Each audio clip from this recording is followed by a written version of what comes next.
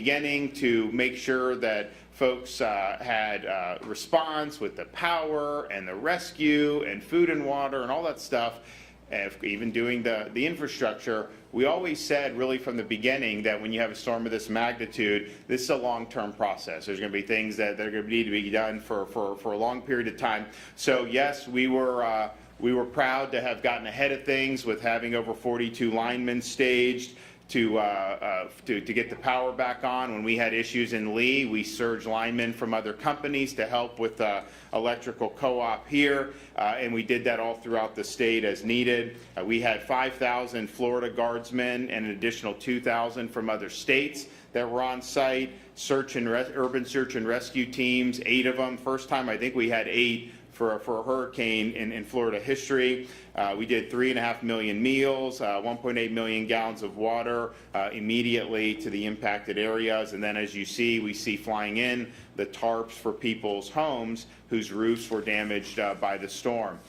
In the days after the storm, many folks remember, you had the images of the bridge to Pine Island being wiped out and the causeway to Sanibel being wiped out. And that's something that you can fly in people to help with the recovery. It just doesn't work. You need to get those trucks across, and then people needed to get across to be able to do what they needed to do for their families and their property. So the folks came to us and asked us if we'd be able to help, because these aren't FDOT bridges or FDOT roads. So they were able to make temporary repairs to get Pine Island Bridge open, and that took them 3 days. We thought it would take longer, but they worked really hard and did that.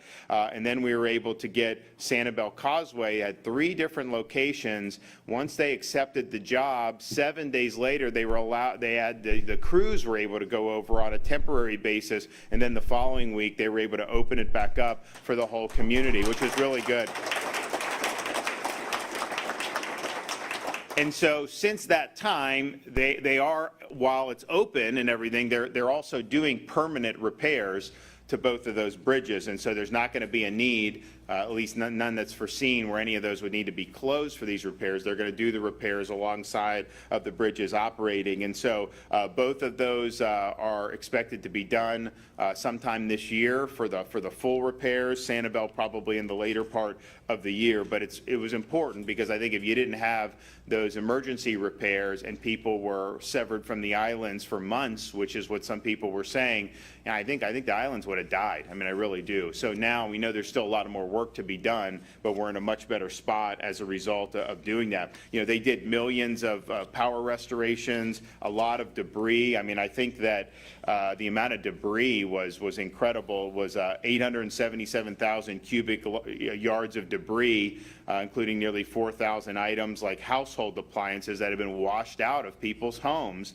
And then you had 491,000 cubic yards of debris in the water. And I'll never forget some of the images. You would come and look, and there would be a boat that got moved. I mean, it was in a dock, and it got moved so far away. Debris moved so far away from where it was. It shows you how incredibly strong the storm was. We also had partnering with local sheriff and police departments. We were employing sonar technology to identify items in the waterways. And the total recovery was over 5,600 items, including vessels, vehicles, and other debris that were in the waterways and that have been recovered. So these are things that took a lot of work, and I told Kevin Guthrie, lean in on all this stuff, especially the debris is tough. I mean, a lot of times it takes incredibly long time, and they were able to do it quicker here. It doesn't happen overnight even here, but still, because it was such a premium, because the more you can get out, the more easier it is to get back to normal. Now, in the 6 months since Ian made landfall, our Division of Emergency Management has secured nearly $800 million in public assistance obligations, and then because of that, we've been able to generate $1 billion in federal resiliency funds. That is the most that the division has ever secured over such a short period of time. There's already been $140 million reimbursed to local communities for debris removal and for emergency protected measures taken in the immediate aftermath of the hurricane. And today, I'm actually happy to be able to announce that we're going to do even more reimbursements $23.2 million reimbursement for Collier County has just been approved, as well as $31.9 million reimbursement for Lee County, $2.4 million for the city of Sanibel, $14.2 million for the city of Fort Myers, and $7.6 million for Fort Myers Beach. So that's going to help them with getting those reimbursements back. We've also opened the Emergency Bridge Loan Program through the Department of Economic Opportunity. We've done close to $40 million in loans for more than 900 businesses to bridge the gap while they awaited federal programs or insurance, as ever the case may be. We also had a situation where people were displaced with their homes, and FEMA does have a housing program. You know, that takes a little longer. There's sometimes a lot of red tape. Kevin Guthrie was working with them to try to bring as much online as possible. There's also kind of the preference of having more like these RV cities rather than putting the trailers on people's property. So we believe that we needed to spring into action. And so Florida was we're the first state that's ever launched a state funded housing initiative. And so as of today, Florida has been able to provide 504 impacted families with travel trailers. FEMA has provided 460 families with travel trailers. And so this is, even though that's something FEMA typically does, we've taken the reins, and we've actually done more travel trailers than they have. What we're also able to do, and they're working to do even more, what we've also done is making home repairs through our state-led Sheltering and Home for Recovery Continuation Program. We established that because some of the federal assistance that we sought for home repairs was denied. And so we didn't want to just sit back. We wanted to see what we could do. So we've had that program use volunteer organizations and private partners like Home Depot. They've done over 140 work orders so far that are in the process, and that's over $1 million in repairs there. And then they have projects that are underway. So this is taking kind of private sector, harnessing that. States put up money. Disaster Fund has put up money, and we're trying to help people fix their homes as quickly as possible.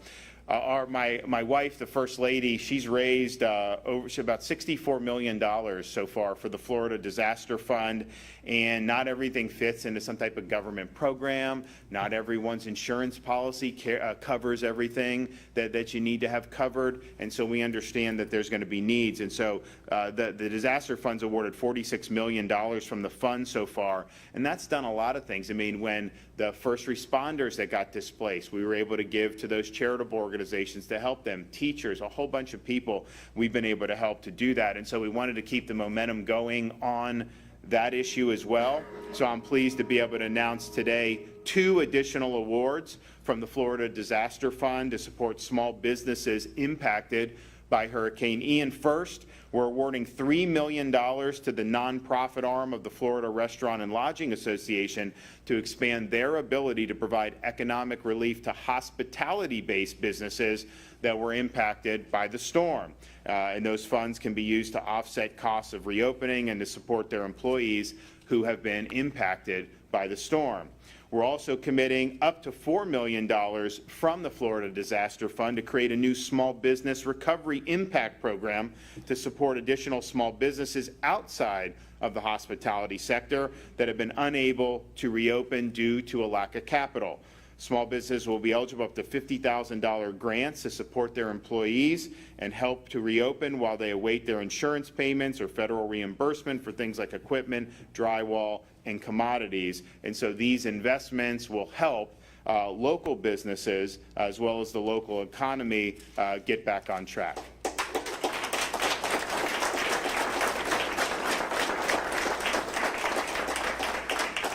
So we're happy to be able to continue to be in this fight. We understand that there's going to be a lot that needs to be done going forward, and I just want to thank everybody for working hard. Our state apparatus has really worked exemplary to be very aggressive. So a lot of the things I've outlined in here, if you were in another state, they would not have been doing any of this. I mean, that's just the reality. You know, we're taking responsibility, and we want to make sure we're doing what we now. It helps that we have the biggest budget surplus in the history of the state, and that's because the state's done well, and the state's been open, and we've really been able to thrive.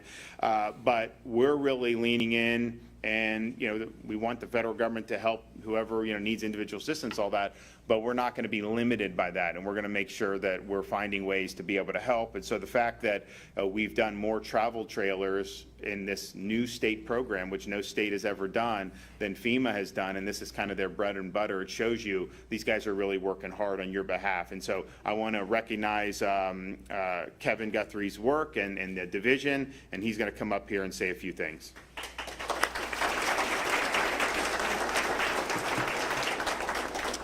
Thank you, Governor. Thank you for the opportunity to be here today.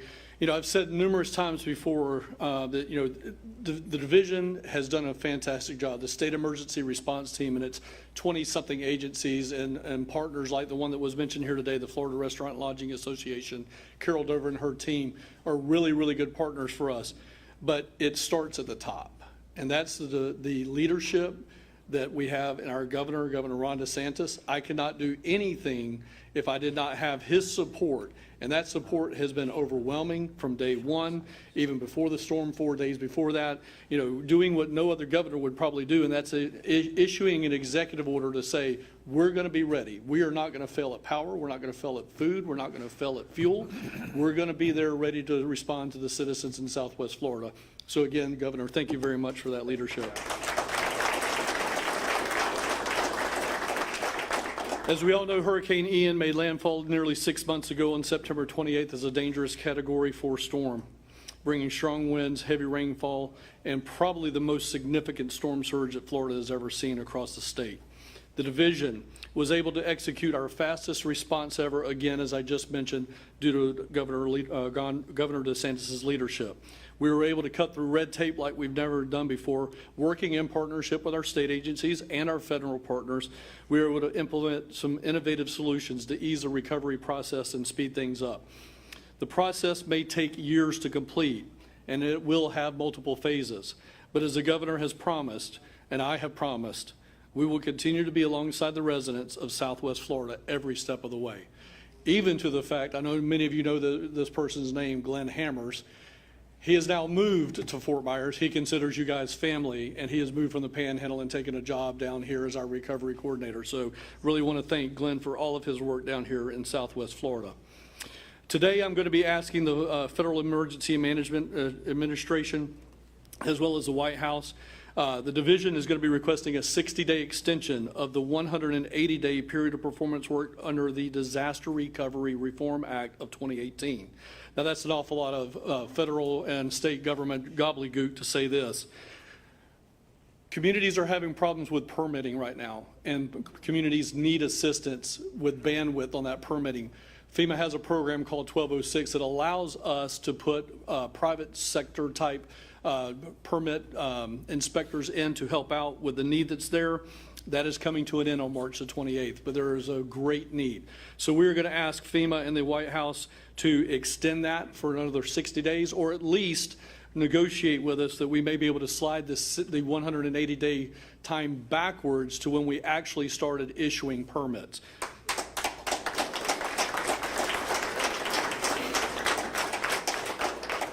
If approved, this extension will restore work days at the beginning of the disaster that we were not available to go ahead and do that, and it would benefit areas such as Fort Myers Beach, Lee County, Sanibel, Captiva.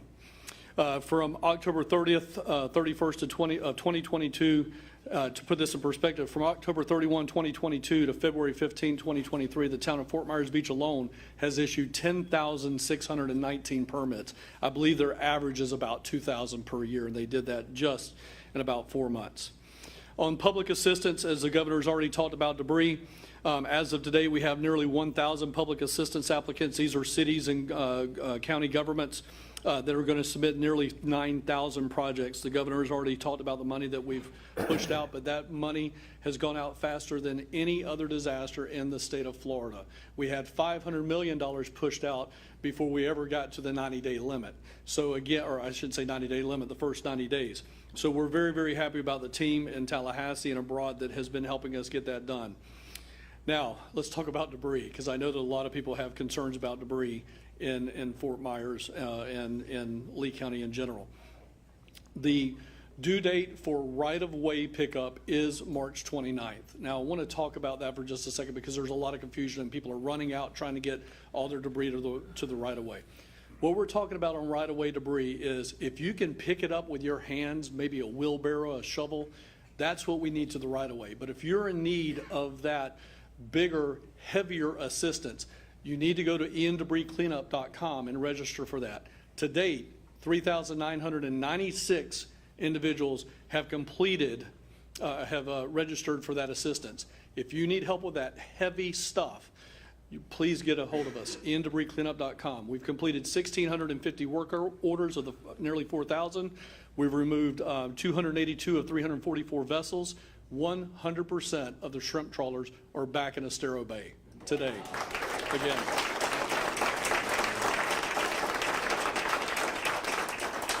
And again, that was because of this man's leadership.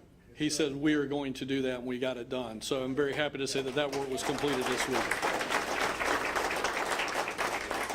And the last stat that I have is 490,000 cubic yards of wet debris have been removed in Lee County. That's now at 84% complete of wet debris getting out of your canals, out of your rivers, out of the bay. We are 84% complete. We're looking to get that done in probably early summer, midsummer. So we are very happy. And we will always continue to support Southwest Florida. I will be back after session. I'll be back down here quite a bit. And for all of the information that we talked about today, you can certainly follow us online at floridadisaster.org, as well as the division's social media pages, which are at FLSERT, Florida CERT. Thank you.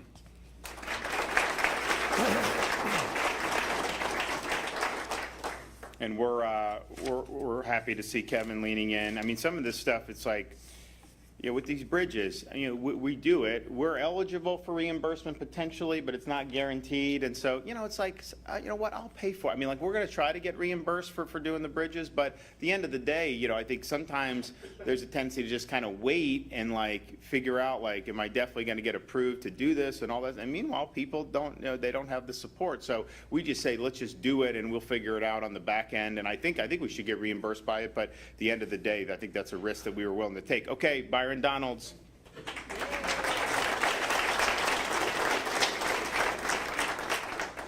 Well, first and foremost, Governor, I want to thank you for your leadership in this.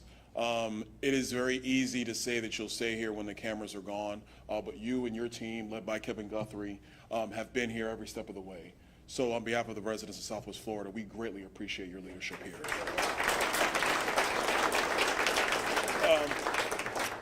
A couple things. First, let's talk a little bit about what's happening federally, or let me say it better, what's not happening federally. There are provisions in the IRS code that should have been in place under Speaker Pelosi's leadership. She did not do that. And so myself and Senator Scott are now leading legislation to put back in the federal tax treatment for those who are trying to recover from disasters. We have filed that bill in both chambers. We're getting great responses from the relevant committee chairman in the House and the Senate. We think the prospects are good for getting that tax treatment put back into place, which Speaker Pelosi let slide out of place, so that the people can actually get the tax treatments from the IRS they're supposed to be getting, not just here in Southwest Florida, but all of the affected areas throughout the United States over the last 12 months. So that's something that we're working on at the federal level. Here locally, working with Mayor Smith, we were able to do what we could to get the post office back open down on Sanibel. That's stuff we've been doing at the federal level. But now let's talk about FEMA. Director Guthrie, I thank you for all of your hard work, and Governor, again, I thank you for all of yours. But there are still roughly 1,400 people who are displaced with respect to Hurricane Ian. And FEMA has been very, very slow, if not tepid, in their response to housing. Now, their big argument that they'd like to make is that, well, a lot of the affected area are in flood zones and they don't put trailers in the flood zones. But this is not a normal situation. This is an emergency situation. This is a recovery situation. I've had a very candid conversation with FEMA, and I'm having now a very public declaration towards FEMA to cut the red tape, to get people the housing that they need immediately. They shouldn't have to wait another 90 to 120 days. This is their estimate, not mine.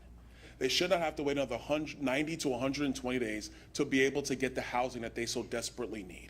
We have about 200 residents who are now out of the area completely simply because FEMA has not been able to respond to their needs as effectively as possible. So all told, the full number of displaced is around 1,500 to 1,600 residents throughout Southwest Florida. Enough is enough.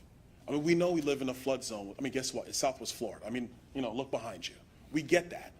But when people need help, they need help. We can easily move a trailer out of the area, FEMA, if we see a storm coming. We can do that. Heck, we built a bridge in 3 days. You think we can move trailers out of the area? So it's time that FEMA just steps up, gets through the red tape, and we get down to business of getting people the homes that they need. And FEMA can do that, the White House can do that by just waiving the rules and getting the job done. So I'm calling on them to do exactly that. Second thing, and Kevin Guthrie actually alluded to it, is the sliding scale of 60 days to allow the inspectors that the state of Florida has brought forth to help our municipalities get back on their feet as quickly as possible. Yeah, we need FEMA to go ahead and do that too. We need the White House to approve that extension or that waiving of the rules, however you want to phrase it. Let's just get the job done. But we've also told FEMA that they were giving us one inspector a week. That's just simply not good enough. We have an area trying to get back on its feet. And so what they should be doing is requisiting whatever private assets necessary to bring private inspectors in so we can get our communities back on track. Look, there's a lot of hard work that's going to come through rebuilding. We all know this. Some of our areas are going to take a lot of time. We also know this. But what we don't need is a federal government that is standing behind red tape and regulatory policy and not just doing what needs to be done so that you guys, the people of Southwest Florida, can get things moving again. And so I'm asking for the White House and FEMA to just get out of the way of the silly stuff and the red tape. Let's just get the job done. You've seen the blueprint for it here in Florida with Governor DeSantis and his leadership. This is about people, not politics and not budgets. Obviously, Washington does not have a problem spending money. I've seen that. But that's what we need to get the job done. And so that's what I'm asking for FEMA and the White House to do. Governor, once again, thank you so much for your leadership here in Southwest Florida. Thank you.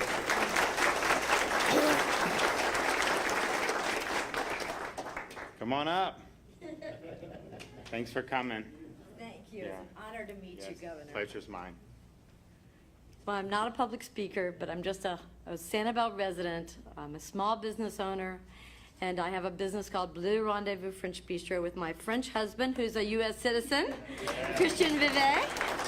And my name is Mari Vivet. I'm from Fort Myers. I'm a native, multi-generational Floridian. And I believe in Florida, and I am so thankful to this governor who gave us a bridge back to my home. Our home was damaged, very damaged, but luckily it was a stilt home, and I did happen to be one of those that hunkered down and they're making sure that everyone is safe with police officers in concentrated areas, of course all over town, but especially in downtown Savannah.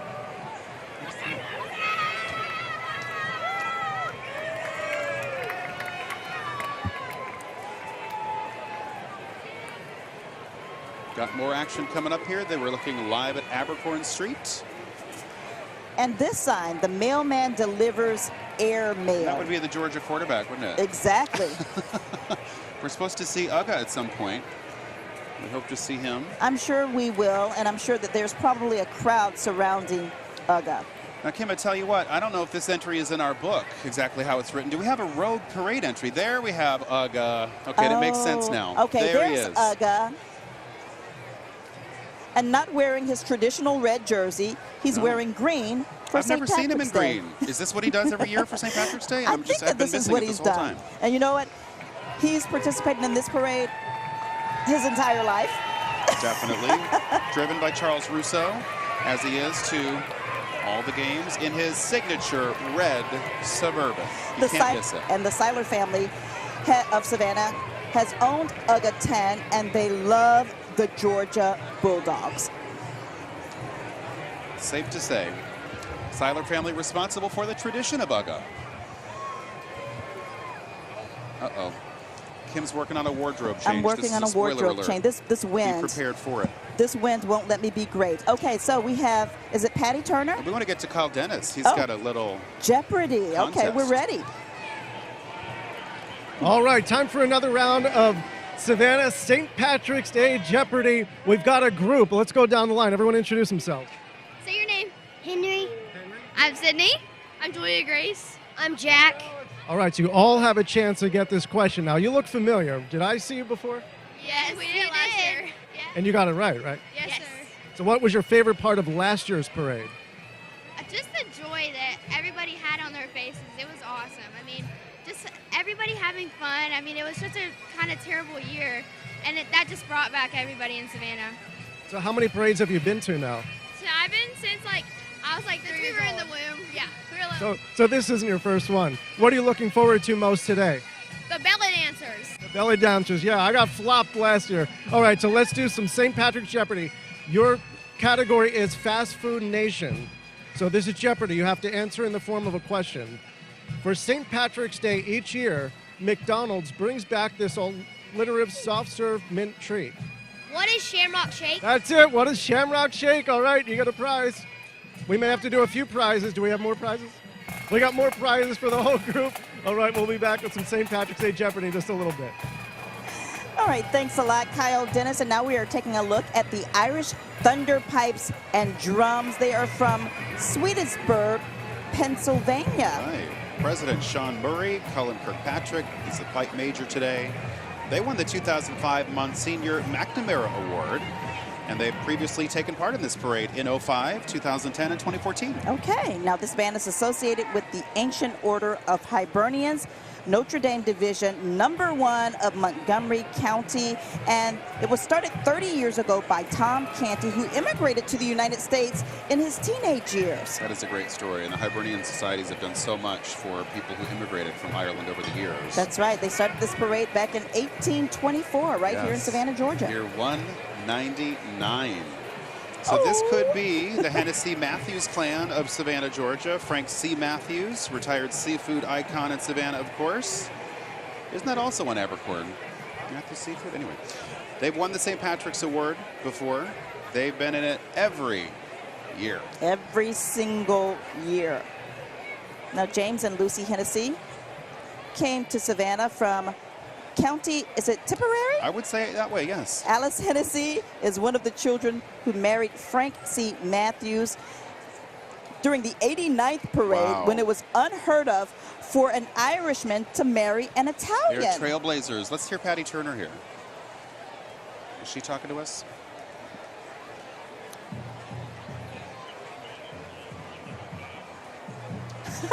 I love the float. Bless your little Irish heart and all your other parts. Those are words to live by, for sure. That is perfect. Now we have the Sound of Horizon High School Marching Band. They come to us from Winter Garden, Florida. They've got some moves, got some rhythm. Drum majors Emmanuel Forrester and Julia Missoura. The Eagles. No, they're not the Eagles. The Eagles are coming up. Oh, this is a home place. I haven't gotten choked up over this storm except for the people that have helped me. And there's been a handful of people that have helped me. Kay has been an angel. She allowed me to stay at her house. I refer to you as Governor DeSantis now because of my parents. And I can't appreciate you more. Thank you so much. Thank you. Appreciate it. Thanks so much. Yeah, thank you. Well, we always said that there was a media attention for this storm for a little while.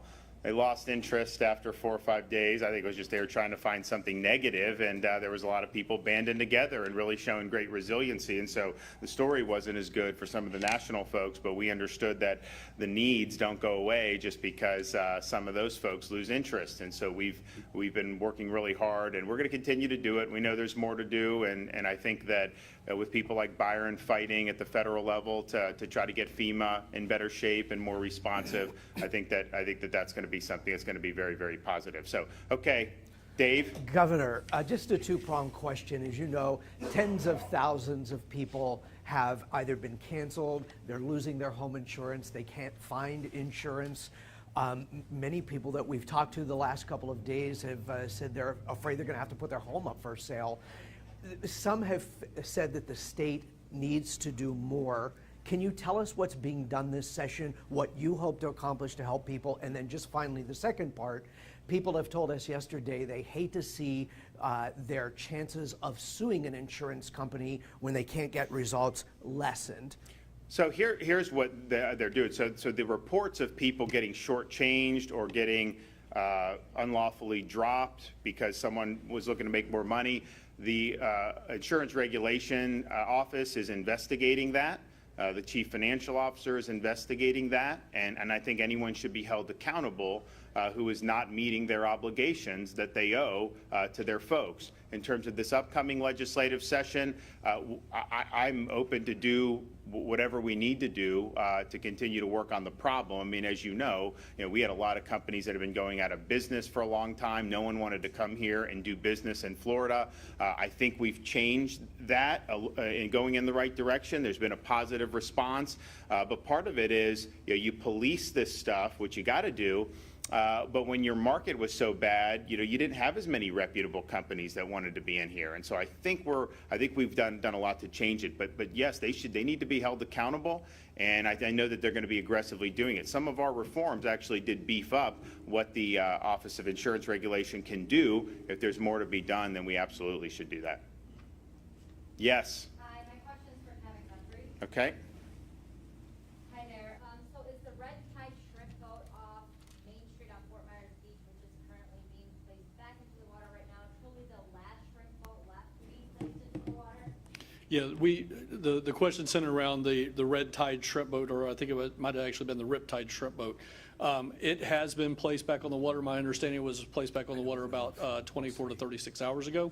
And that is the last of them. There were a couple of boats that were under litigation. Those have been taken care of now. I think we originally got about 42 boats that needed some type of final disposition. 36 of those have been put back on the water.